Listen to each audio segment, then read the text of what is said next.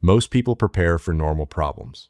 A dead phone battery, a rainy day, a job interview, a family dinner where someone says, "So, what are you doing with your life?"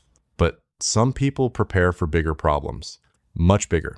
Power grids failing, food shortages, economic collapse, war, pandemics, solar storms, asteroids, the sudden need to defend 400 cans of beans. These people are often called Doomsday preppers, and it is easy to make fun of them.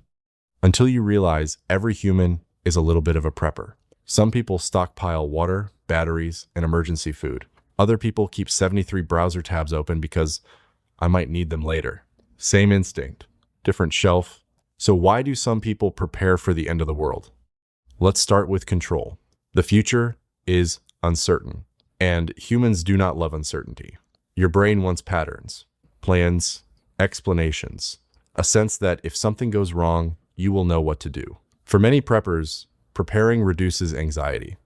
A storage room full of supplies is not just food. It is a feeling. It says, if things go bad, I am not helpless. That feeling can be powerful, because helplessness is one of the worst feelings humans have. If a person believes the world is unstable, prepping gives them a job. Store water, learn first aid, make a plan, buy tools, grow food, practice skills. Fear becomes action, and action feels better than sitting around refreshing the news while whispering, "Oh no." This is not automatically irrational. Emergency preparedness can be very reasonable. Governments often recommend having supplies for disasters. Water, food, medicine, flashlights, batteries, a radio, important documents. That is just being practical.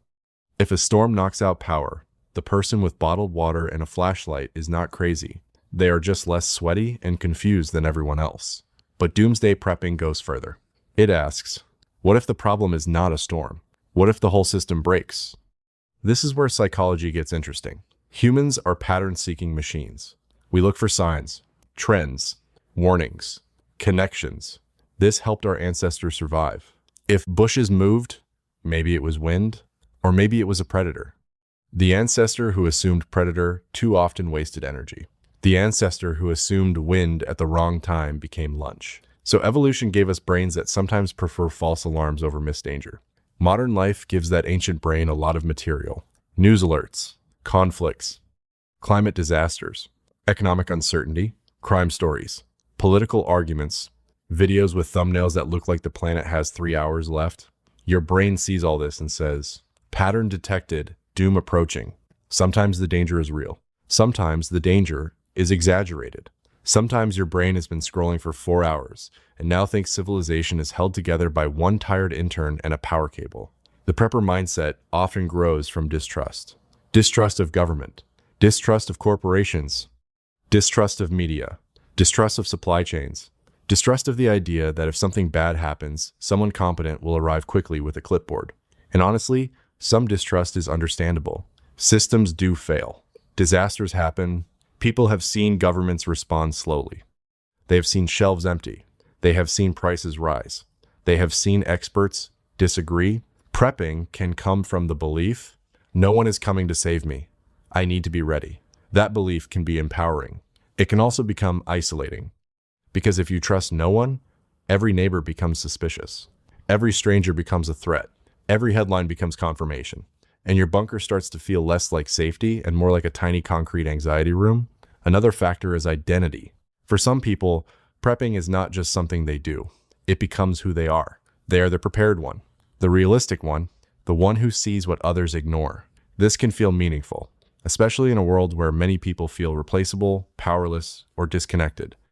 Prepping offers a clear role: protector, provider, survivor, the person who will know what to do when everyone else panics. That is a strong identity, much stronger than person who answers emails and forgets passwords.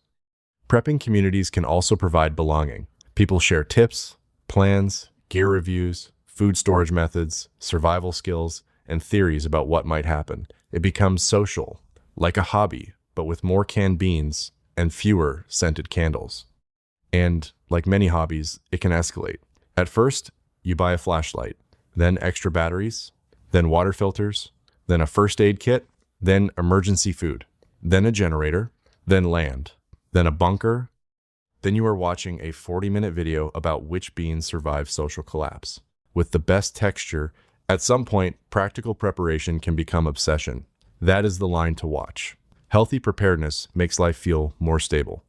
Unhealthy preparedness makes life smaller. If someone cannot relax, cannot trust anyone, spends money they cannot afford, or sees every normal event as proof of collapse, the prepping may be feeding the fear instead of easing it.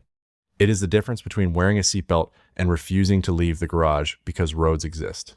But there is also something deeply human about prepping. Humans have always prepared. We stored food for winter, built shelters, made tools, saved seeds, protected children, watched the sky, told stories about floods, fires, monsters, gods, disasters, and warnings. Prepping is not new. It is ancient survival behavior wearing modern cargo pants. The funny part is that modern people outsource survival constantly.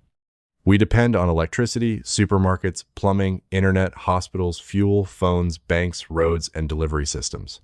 Most of us do not know how to grow food, purify water, fix engines, navigate by stars, or make anything sharper than a complaint.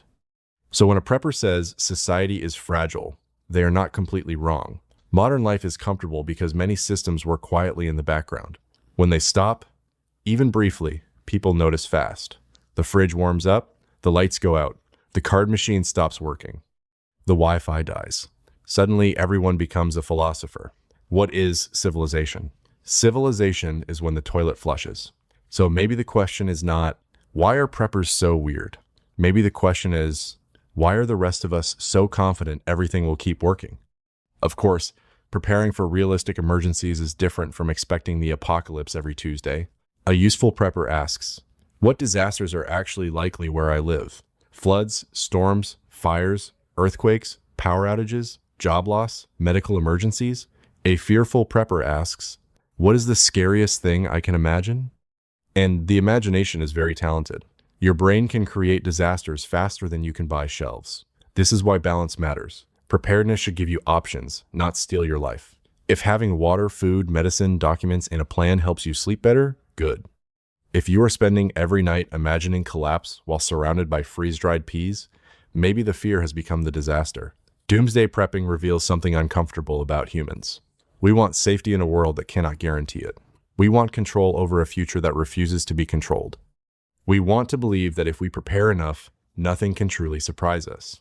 But life always has surprises. Some are bad, some are good, some are just your power going out while you are halfway through microwaving soup. The prepper is not a different species. The prepper is a human survival instinct turned up loud. Sometimes useful, sometimes excessive, sometimes funny, sometimes wise. So the next time you hear about someone storing years of food underground, maybe do not just laugh. Ask what fear they are trying to solve. Because deep down, everyone has their own bunker. Some are made of concrete. Some are made of savings accounts. Some are made of routines, insurance, family, faith, skills, or denial. And some are made of 73 open browser tabs. Just in case, the psychology of a doomsday prepper is really the psychology of all of us. A small creature in a big, uncertain world trying to feel ready, trying to feel safe, trying to believe that when the lights go out, they will know where the flashlight is.